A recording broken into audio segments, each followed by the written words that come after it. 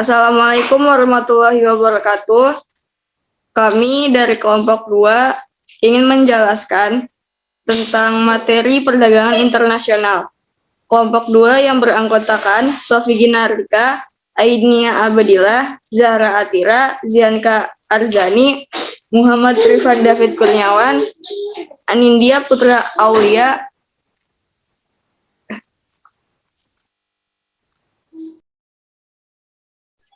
Perdagangan internasional. International trade dapat didefinisikan sebagai kegiatan jual beli antara satu negara dengan negara lain, baik berupa barang ataupun jasa-jasa, dan dilakukan melewati batas daerah suatu negara. Jenis perdagangan internasional. Perdagangan internasional dapat digolongkan menjadi dua kegiatan ekonomi, baik yang dilakukan perorangan maupun badan usaha, antara lain sebagai ada kegiatan menjual barang ke luar negeri disebut ekspor.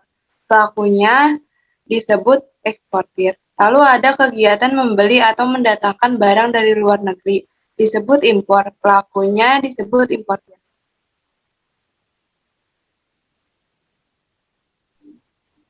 Manfaat perdagangan internasional. 1. Sektor real atau real sektor adalah sektor yang sesungguhnya, yaitu sektor yang bersentuhan langsung dengan kegiatan ekonomi di masyarakat, yang sangat mempengaruhi atau yang keberadaannya dapat dijadikan tolak ukur untuk mengetahui perubahan ekonomi, yaitu yang pertama, sektor konsumsi. Masyarakat dapat mengonsumsi barang yang tidak dapat dihasilkan di negara sendiri dan dapat meningkatkan pemenuhan kebutuhan. Yang kedua, sektor produksi. Spesialis produksi, kenaikan investasi surplus, dan daerah pasar baru. Yang ketiga, sektor distribusi pendapatan, yaitu melalui dua saluran utama, yaitu perdagangan dan aliran modal. 2. Sektor moneter adalah kegiatan dapat mempengaruhi posisi keuangan suatu negara. Pengaruh perdagangan internasional terhadap sektor moneter sebagai berikut. 1. Perolehan devisa, baik dari hasil perdagangan maupun non-perdagangan. 2. Menghindarkan krisis ekonomi. Kelebihan ataupun kekurangan produksi dapat diatasi dengan perdagangan internasional.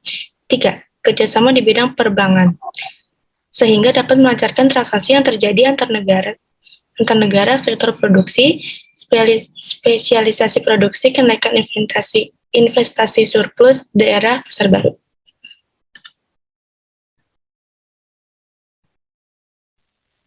Faktor pendorong perdagangan internasional. 1.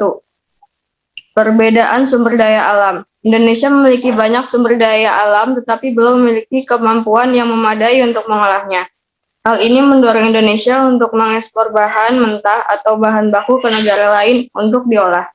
2. Menghemat biaya produksi. Bagi negara yang belum memiliki teknologi untuk membuat sendiri produk seperti mobil dan handphone, pembuatannya akan menghabiskan biaya produksi yang jauh lebih mahal dibandingkan jika negara tersebut membelinya dari negara lain. Oleh karena itu, membeli produk seperti mobil dan handphone dari negara pembuatnya dapat menghemat biaya produksi.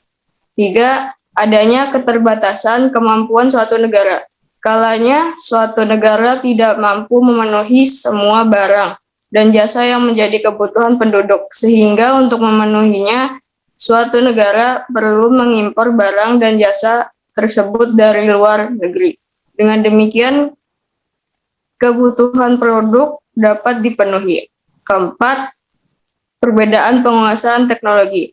Penguasaan teknologi yang tidak merata antar tiap negara menyebabkan terjadinya perdagangan internasional. Negara dengan teknologi maju mampu menjual barang dengan harga murah kepada negara yang memiliki teknologi sederhana. Contohnya, Indonesia mengimpor mobil dari Jepang karena Jepang memiliki teknologi pembuatan mobil yang maju.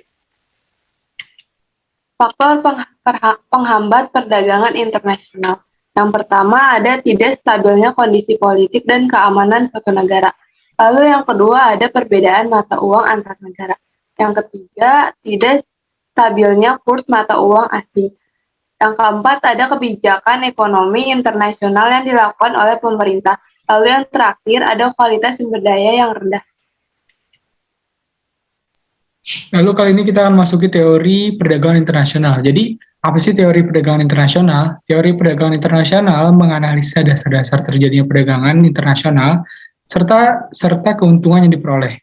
Kebijakan perdagangan internasional membahas alasan-alasan serta pengaruh pembatasan perdagangan serta hal-hal yang menyangkut proteksionisme baru. Jadi terdapat beberapa teori perdagangan internasional sebagai berikut. Pertama, teori kaum merkantilisme. Merkantilisme memandang kekayaan suatu negara diukur dalam bentuk emas dan perak, di mana semakin banyak emas dan perak yang dimiliki oleh suatu negara, maka semakin kaya dan kuat negara tersebut. Untuk itu, pemerintah harus mendorong ekspor dan mengurangi impor. Lalu kedua, ada teori keunggulan mutlak atau absolut. Jadi teori keunggulan mutlak atau teori keunggulan absolut yang merupakan teori yang dikemukakan oleh Adam Smith yang menjelaskan tentang keunggulan suatu negara terhadap negara lain mutlak dalam hal produksi. Lalu yang terakhir ada teori keunggulan komparatif. Teori keunggulan komparatif merupakan teori yang dikemukakan oleh David Ricardo dalam bukunya di The Principles of Political Economy and Taxation tahun 1817. Dalam teori keunggulan komparatif negara dan dapat tetap melakukan perdagangan walaupun salah satu negara tidak memiliki keunggulan absolut. Oke. Sekian dari kelompok kami. Assalamualaikum warahmatullahi wabarakatuh.